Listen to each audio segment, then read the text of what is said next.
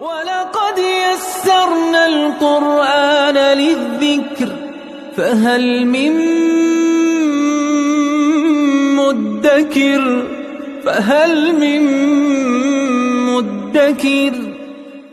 اعوذ باللہ من الشیطان الرجیم بسم اللہ الرحمن الرحیم الحمد للہ رب العالمین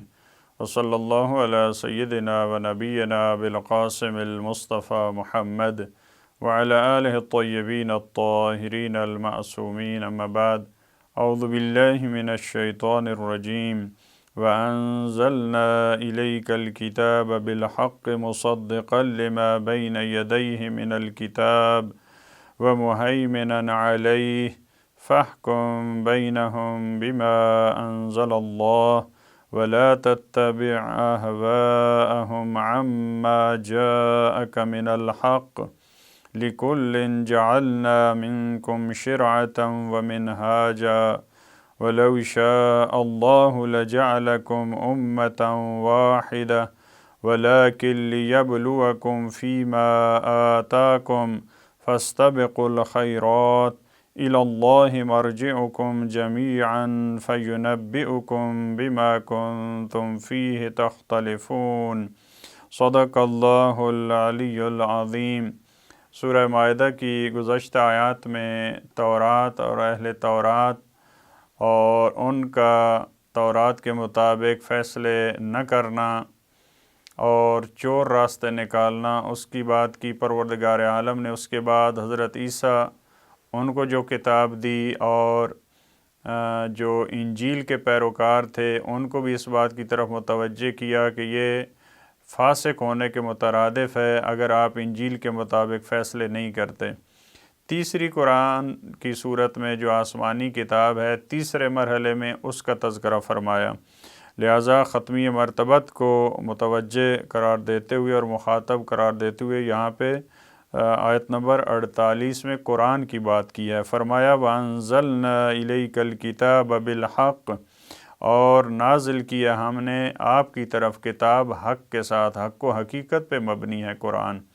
اس میں جو کچھ ہے وہ حق و حقیقت ہے۔ یہاں پہ کتاب کا لفظ استعمال کیا، لیکن جب آپ پہ نازل ہوئی ہے تو اس قرینے سے معلوم ہے کہ یہ قرآن کریم کی بات ہے۔ یہ قرآن کیسی کتاب ہے؟ مصدقا لما بین یدیہ من الکتاب۔ جب انجیل کی بات کی تو وہاں تھا کہ یہ مصدق ہے تورات کے لیے،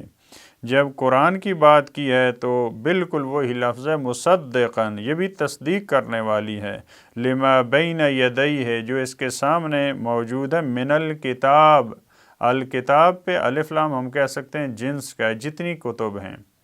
یعنی قرآن فقط انجیل کے لیے مصدق نہیں ہے، قرآن تورات کے لیے بھی مصدق ہے۔ جتنی آسمانی کتابیں ہیں، زبور یا مثال کے طور پہ صحف ابراہیم، حضرت یحییٰ کی کتاب، جو بھی آپ کتاب فرض کرتے ہیں، انبیاء علیہ السلام کی بعض نے کہا 10 کتب موجود ہیں آسمانی، تو قرآن سب کی مصدق ہے، لیکن تصدیق کرنے کے ساتھ ساتھ ایک اضافی وصف جو قرآن کو دیا ہے وہ تورات کے لیے بھی نہیں تھا، انجیل کے لیے بھی نہیں تھا، وہ کیا؟ وَمُهَيْمِنًا عَلَيْهِ، اور یہ مہیمن ہے، مسلط ہے قرآن ان پہ۔ قرآن مسلط ہونے کا کیا مطلب ہے؟ ان کی اصلاح کرنے والا ہے۔ اگر وہاں پہ کچھ غلطیاں داخل ہو گئی ہیں لوگوں کی طرف سے، اس کی اصلاح کرتا ہے۔ کچھ ان کے مسائل میں اگر تبدیلی آ چکی ہے، قرآن ان کی طرف متوجہ کرتا ہے۔ لہٰذا ہمیں تورات و انجیل کا صحیح اور غلط ہونا، اس میں تحریف کا پہلو پایا جاتا ہے یا نہیں، وہ کہاں سے ملتا ہے؟ وہ قرآن کریم سے ملتا ہے۔ مثال کے طور پہ قرآن کریم نے اگر یہ بتایا ہے کہ سامری نے بنی اسرائیل کو گمراہ کیا ہے، قرآن نے وضاحت کے ساتھ بتایا ہے۔ اگر تورات و انجیل میں یہ آتا ہے کہ حضرت ہارون نے نعوذ باللہ گمراہ کیا تو ہم کہیں گے کہ اس میں غلطی ہوئی ہے، اس میں تحریف کا پہلو موجود ہے۔ اگر ہم کہتے ہیں حضرت آدم اور حضرت حوا کو قرآن نے کہا کہ ان کو ابلیس نے بہکایا، اگر تورات و انجیل میں موجود ہے مثال کے طور پہ حضرت حوا نے حضرت آدم کو بہکایا تو اس سے پتہ چل جائے گا کہ اس میں تبدیلی آ چکی ہے۔ لہذا قرآن مہیمن ہے، مسلط ہے، قرآن کا رشتہ ان سے برادرانہ رشتہ ہے، جہاں پہ ان کے صحیح مطالب ہیں ان کی تائید کرتا ہے، وہاں پہ مصدق ہے۔ جہاں پہ ان کے مطالب صحیح نہیں ہے، لوگوں نے اس میں کچھ چیزیں داخل کر دیں، تبدیلیاں کر دیں، وہاں پہ برادرانہ طور پہ تذکر دیتا ہے قرآن، اس انداز سے بتاتا ہے، اس طرح سے نہیں کہا کہ وہ ساری غلط ہیں ان کو چھوڑ دو، ان میں گمراہی ہے۔ قرآن نے یہ کہیں بھی نہیں، ایک مقام پہ بھی قرآن نے نہیں کہا کہ تورات میں گمراہی ہے، انجیل میں گمراہی ہے، نہیں، جہاں بھی بات کی ہے فیہ ہدن، ان میں ہدایت ہے، ان میں نور ہے، لیکن دوسری چیزیں جب آ گئی ہیں اس میں تو قرآن برادرانہ طور پہ، بزرگوارانہ طور پہ قرآن متوجہ کرتا ہے اپنے بیان کے ذریعے کہ یہ وہاں پہ مشکلات موجود ہیں، لہٰذا مہیمن کا لفظ استعمال کیا ہے۔ فَاحْكُم بَيْنَهُم بِمَا أَنزَلَ اللَّهُ، آپ ان کے درمیان فیصلہ کریں اسی کے مطابق جو اللہ نے نازل کیا ہے، کن کے درمیان، چاہے وہ یہودی ہیں یا غیر یہودی ہیں، جو بھی آپ کے پاس آئیں آپ بما انزل اللہ کے مطابق فیصلہ کریں۔ وَلَا تَتَّبِعْ أَهْوَاءَهُمْ عَمَّا جَاءَكَ مِنَ الْحَقِّ، آپ ان کے ہوائے نفس کی اتباع نہ کریں، ممکن ہے وہ کہیں کہ ہماری مرضی کا فیصلہ دیں، جب آپ کے پاس حق آ چکا ہے اور واضح ہو چکا ہے، ایک چیز کے بارے میں فیصلہ موجود ہے، تو آپ وہاں پہ ان کی ہوائے نفس کی پیروی نہ کریں۔ البتہ یہ عصمت کے منافی نہیں ہے، قرآن کریم میں کئی مقامات پہ ختمی مرتبات کو آپ یہ کام نہ کریں، آپ یہ کام نہ کریں، وہ بعض دفعہ غلط کام ہیں، مثال کے طور پہ آپ فلاں کی سپورٹ نہ کریں، آپ اس طرح، تو انبیاء کا معصوم ہونا اس بات کی دلیل نہیں ہے کہ خدا ان کو امر و نہی نہ کرے، وہ خدا کے بندے ہیں، خدا جس طرح دوسروں کو امر نہیں کرتا ہے، اسی طرح ان کو کہا کہ مثال کے طور پہ اگر آپ نے شرک کیا تو یہ ہو جائے گا،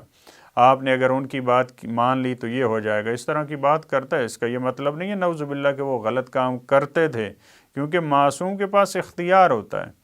وہ کر سکتے ہیں لیکن نہیں کرتے، وہ کر سکنے کی وجہ سے خداوند عالم ان کو بھی حکم دیتا ہے کہ آپ یہ نہ کریں، آپ اس چیز سے رک جائیں، آپ اس چیز سے احتیاط کریں، لہٰذا ان کو بھی خدا جو ہے وہ حکم دیتا ہے۔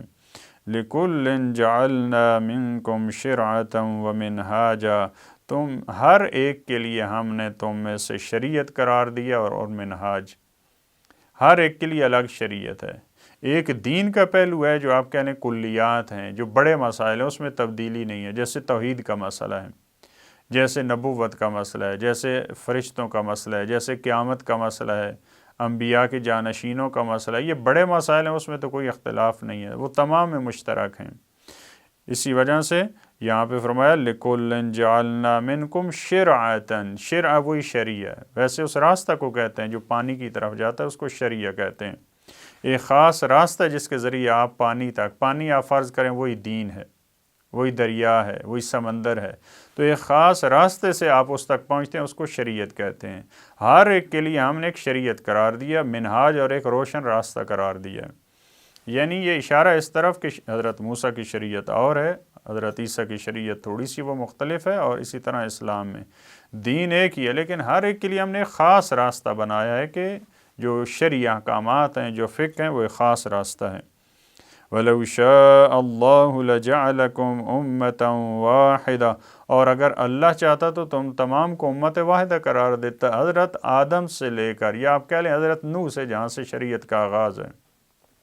حضرت نوح سے لے کر قیامت تک اگر خدا چاہتا تو تم امت واحدہ قرار دیتا۔ امت واحدہ کا مطلب کیا ہے؟ یعنی تم سب کی ایک ہی شریعت ہوتی۔ حضرت نوح کے دور سے قیامت تک مثال کے طور پہ ماہ رمضان کے روزے ہوتے، جو واجبات ہیں، جو محرمات ہیں، جو مکروہات ہیں، سارے ایک ہی ہوتے۔ حضرت نوح سے لے کر قیامت تک 5 وقت کی نماز ہوتی، فجر کی 2 رکعت، ظہر اور عصر کی 4، مغرب کی 3، عشاء کی 4۔ اگر خدا چاہتا تو خدا یہ کر سکتا، لیکن خدا نے اس طرح سے نہیں کیا۔ ہر شریعت میں کچھ مسائل مختلف رکھے ہیں، کیوں؟ یہ خدا چاہتا تو کر سکتا تھا، لیکن کیوں نہیں کیا؟ وَلَٰكِن لِيَبْلُوَكُمْ فِي مَا آتَاكُمْ، لیکن خدا نے جو تمہیں عطا کیا اس کے ذریعے تمہیں آزمانا چاہ رہا ہے، کیونکہ آزمائش کے مرحلے میں ہیں آپ۔ جب امتحان ہے تو واضح سی بات ہے جو امتحان کا میٹر ہے وہ مختلف ہوگا، جو سوال ہوں گے مختلف ہوں گے۔ کیوں؟ کیونکہ یہ نہیں ہو سکتا کہ حضرت نوح کے دور میں وہی پیپر دیا جائے جب بشر ابتدائی مراحل زندگی کے گزار رہا ہے، اور اب جب ترقی کی بلند ترین منازل پہ ہیں انسان، عقل کے لحاظ سے، سائنس کے اعتبار سے، اب بھی کہا جائے کہ انسان کو وہی پیپر دیا جائے جو حضرت نوح اور حضرت آدم کے دور میں تھا، نہیں۔ وہ مثال اس طرح فرض کریں وہ پہلی کلاس تھی، وہ پرائمری کا دور تھا، اس وجہ سے وہی شریعت ان کو دی گئی۔ ابھی ختمی مرتبت کی جو امت ہے یہ ان کی یونیورسٹی کا دور ہے اسلام کے لحاظ سے، لہٰذا ان کا پیپر وہ فرق کرتا ہے۔ لہٰذا فرمایا ہم اگر چاہتے تو ایک ہی امت قرار دیتے، یعنی ایک ہی شریعت دے دیتے تمہیں، لیکن کیونکہ ہم آزمانا چاہ رہے تھے جب منزل آزمائش میں ہیں تو اس وجہ سے آپ کو شریعتیں مختلف دی ہیں۔ جیسے جیسے تمہارا تکامل ہوتا رہا، تم ذہنی اعتبار سے، عقلی اعتبار سے، فکری اعتبار سے تم پیش رفت کرتے گئے، اسی طرح سے ہم اس احکامات میں ہم تبدیلیاں لاتے گئے۔ فاستبقوا الخیرات، بس آپ نیکیوں کی طرف سبقت لیں، ایک دوسرے پہ سبقت لیں، ایک دوسرے سے آگے بڑھیں۔ یہاں تمہارا مقابلہ ہونا چاہیے، یہاں مسابقہ ہونا چاہیے، لہٰذا اس میں تمہیں نہیں ہونا چاہیے فلاں شریعت میں یہ چیز کم کیوں ہے، اس میں زیادہ کیوں ہے۔ جو اچھی چیزیں بیان کی ہیں، جو نیکی کے مسائل ہیں، اس میں سبقت لیں۔ الی اللہ مرجعکم جمیعا، تمہیں اللہ کی طرف پلٹنا ہے، تمہارا مرجع، تمہارا پلٹنے کا مقام جو بعض آیات میں مصیر کی تعبیر ہے، وہ کہاں پہ ہے؟ وہ سب کے سب اللہ کی طرف۔ فَيُنَبِّئُكُم بِمَا كُنتُمْ فِيهِ تَخْتَلِفُونَ، وہ تمہیں آگاہ کرے گا ان مسائل کے بارے میں کہ جن میں تم اختلاف کرتے ہو۔ خدا وہاں بتائے گا تمہیں کہ یہ تمہارے لیے بڑا واضح تھا، حق کیا ہے اس میں، حقیقت کیا، اس کے باوجود تم اختلاف کرتے تھے۔ یہ در حقیقت ایک اشارہ ہے، تہدید ہے ان کو عذاب کی، کہ وہاں خدا تمہیں بتائے گا کہ تم جان بوجھ کے کیوں اختلاف ڈالتے تھے۔ پروردگار عالم ہمیں دین اور شریعت کے احکامات کو صحیح معنی میں بیان کرنے کی اور اس پہ صحیح طور پہ عمل کرنے کی توفیق دے، اور جو اختلافات لوگوں کی طرف سے اور علماء کی طرف سے جان بوجھ کے جو بعض ممالک کی طرف سے، بعض افراد کی طرف سے، بعض تنظیموں کی طرف سے ڈالے جاتے ہیں امت کو تقسیم کرنے کی خاطر، پروردگار ان سے بچنے کی توفیق عطا فرمائے۔ اللہم صلی علی محمد و آل محمد۔